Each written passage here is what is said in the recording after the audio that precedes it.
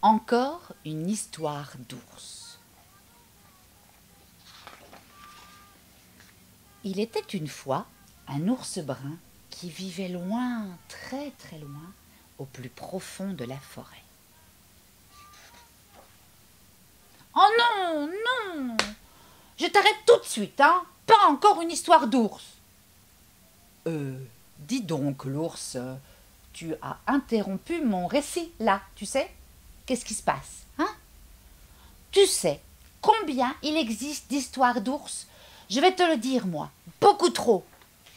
Dès que les enfants commencent une histoire d'ours, on doit jouer avec eux. Même quand on est au beau milieu d'une activité géniale, par exemple dormir, roupiller, faire la sieste, on n'a pas le choix. Il faut tout lâcher et s'exécuter. Mais enfin, qu'est-ce qui te plaît tant dans les histoires d'ours, hein? On n'est pas si formidable. On est souvent glouton, on est grognon, on est paresseux et un peu féroce. On est épuisé, on en a assez de faire tout le boulot. Écoute, oui, je comprends, mais alors, que vont lire les enfants? Marre des histoires d'ours, ours à bout de course, on n'en peut plus d'être peluche, on sort les griffes. Ça, c'est ton problème, hein. Nous, on jette l'éponge, t'as qu'à trouver. Mais c'est impossible. Si, c'est possible. La preuve? Qu'est-ce qu'on va voir? Vêtu d'un tutu rose, l'ours enfourcha un vélo tout rikiki. Ah, bah d'accord, hein. Donc, si on refuse de coopérer, nous les ours, tu nous feras passer pour des idiots. Eh bien, ça ne marchera pas. Il engloutit une plâtrée de bouillie brûlante, puis il se mit à dos tout un essaim d'abeilles. Et il fit un gros bisou baveux à une grenouille pour la transformer en prince charmant. Pas question. Les enfants pleurèrent à chaudes larmes quand ils comprirent que leur personnage préféré n'était rien qu'un sale égoïste.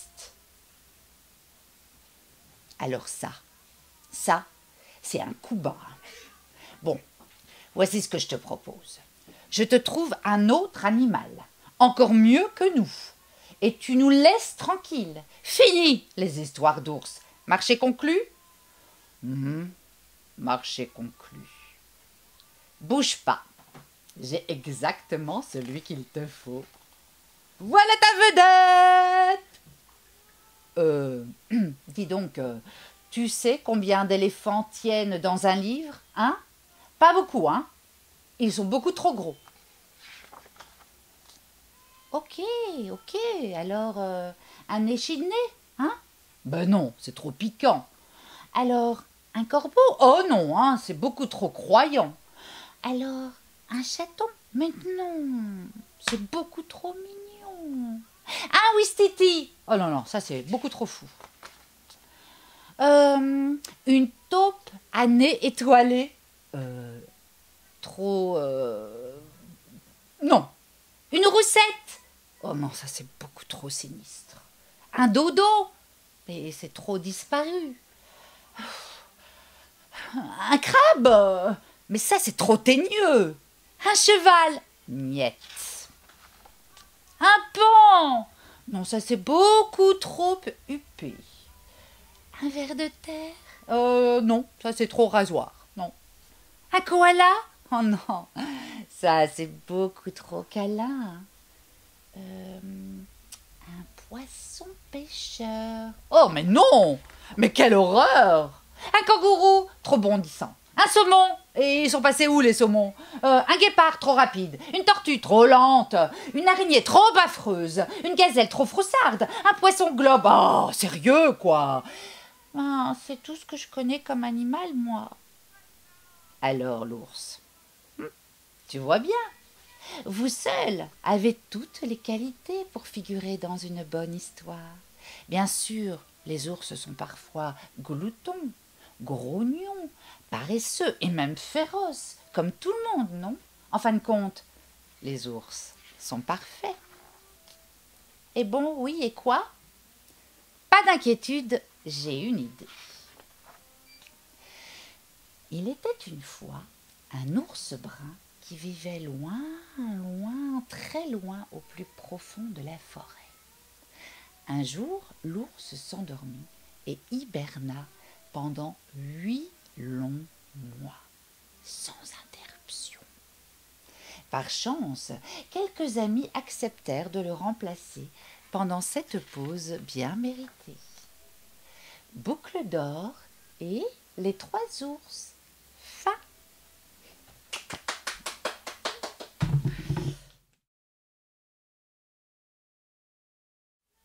Le raton laveur qui ne voulait pas se laver.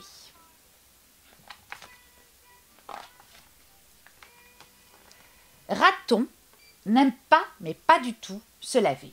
Oh mais non, moi je préfère jouer, hein. Il préfère s'allonger dans l'herbe et regarder les nuages dans le ciel.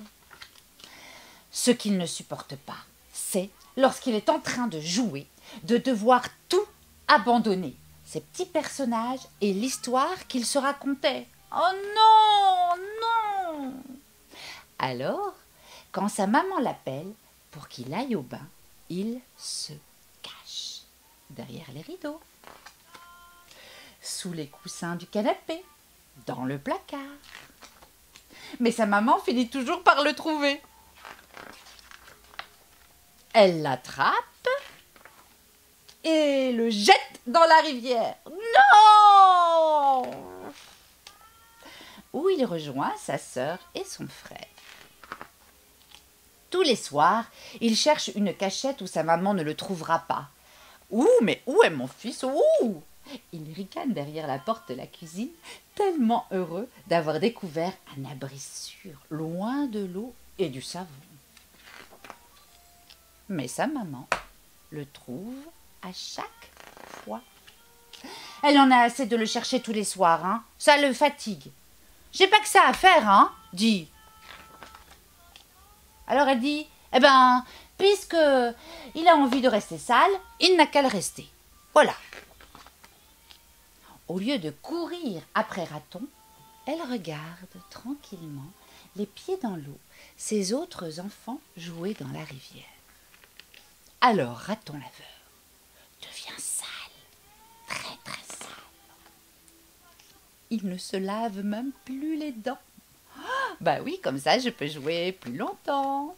Il est ravi de ne plus être interrompu en pleine bataille ou au milieu d'une phrase dans un de ses livres. Ouais. Mais il commence à sentir mauvais. À l'école, plus personne ne veut s'asseoir à côté de lui. Les enfants crient « Oh, tu sens mauvais, Raton, berk !» Ou encore « Attention aux abris, voilà poubelle, Raton, pue-toi, boule puante !» Dans la cour, les enfants se bouchent le nez et s'éloignent de lui. Raton joue tout seul. Il est très vexé, hein. Mais il essaie de ne pas le montrer, en se cachant derrière un livre. Il est aussi gêné, parce que toutes ces petites bêtes-là qui commencent à habiter son pelage, ça le gratte et ça le pique, elles m'embêtent. Puis il s'ennuie le soir dans sa chambre, et il se souvient comme c'était drôle de se cacher, hein. Alors il se met à pleurer. Sa maman ouvre doucement la porte de sa chambre et trouve son petit raton tout triste. Elle le serre fort dans ses bras. Entre 2 sanglots, Raton lui demande « Tu veux bien me chercher un peu avant que je prenne mon bain, s'il te plaît, maman ?» Sa maman se cache les yeux et commence à compter. 1, 2, 3, 4... Raton court partout. Et il s'est caché en riant derrière la grande plante du salon. Sa maman dans la cuisine dit « Il est peut-être ici. » Une petite voix lui répond « C'est froid !» Sa maman, dans la salle à manger, regarde sous la table et dit « C'est sûr, il doit être ici. » La petite voix lui répond « C'est tiède !» Sa maman entre dans le salon et en soulevant le coussin dit peut-être qu'il serait là. Et la petite voix crie « C'est chaud !» Et quand elle s'approche de la grande plante, la petite voix s'écrie « Bouillant !» Elle attrape Raton par le cou et s'en va avec lui, tout souriant, à la rivière. Elle prend son élan et d'un grand coup de tête fait voltiger Raton dans le ciel. Plouf! Comme Raton est heureux de jouer dans l'eau. Oh oui! Mais, avec une glace, hein, maman, je serai vraiment le plus heureux des ratons. Et voilà.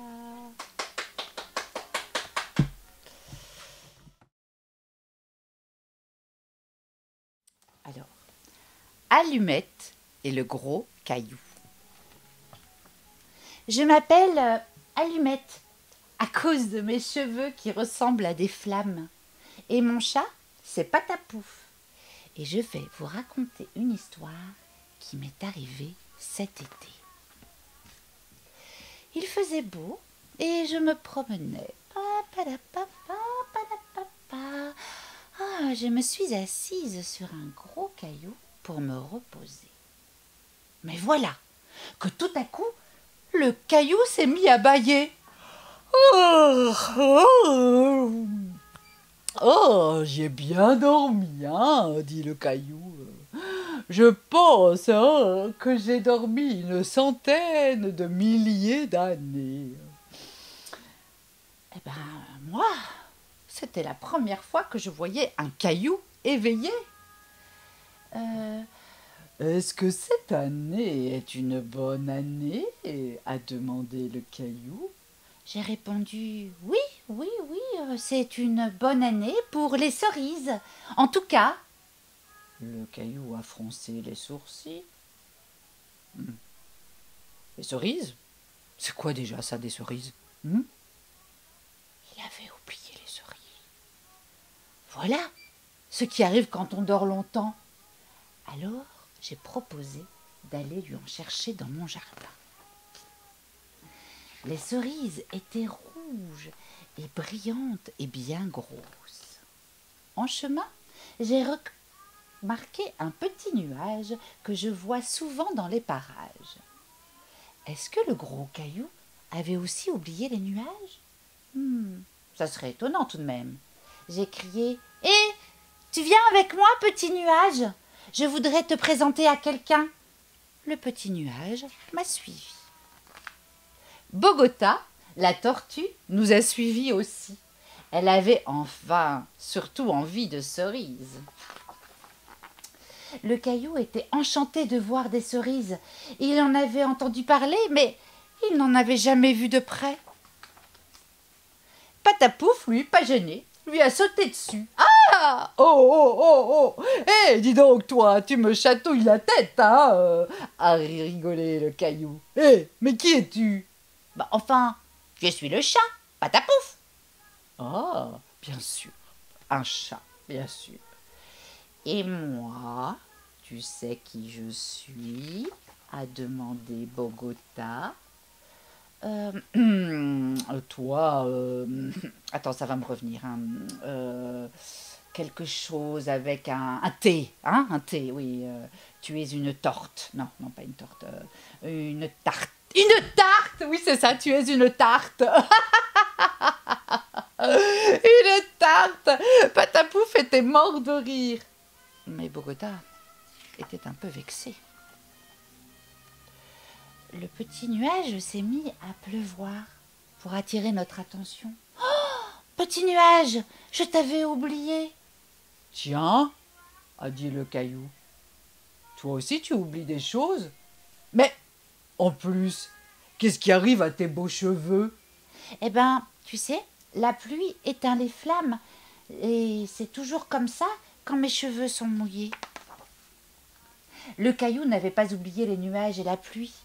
Et il était ravi. Oh, j'ai adoré toujours les averses. Oh, si je pouvais, je danserais. Ah ben alors, on a dansé la danse de la pluie à sa place pour lui faire plaisir. Et puis, le gros caillou s'est endormi. Ce soir-là, Patapouf regardait tout le temps dehors et il a fini par soupirer. J'aimerais bien dormir avec le gros caillou, dit le chat. Bon, pourquoi pas? J'ai dit, si ça te fait plaisir. Je l'ai accompagné et mon petit Patapouf sautillait. Bogota aussi a voulu dormir près du caillou. Bonne nuit à lancer. Elle s'était tirée dans sa carapace. J'ai fait une bise à mon petit chat. Tu rentres à la maison, m'a dit mon petit chat. Bon, moi j'hésitais, hein. J'avais bien envie de rester aussi. Bon, allez, tant pis, j'ai dit. Je vais chercher mon lit de camp. Quand je suis revenue, Patapouf dormait déjà. Et Bogota aussi. Quant à Gros Caillou, il était reparti pour 100 000 ans de rêves de cailloux. Je regardais les étoiles et nous, là, tout petits. On était drôlement bien. J'ai pensé que cette nuit-là, je n'allais jamais l'oublier.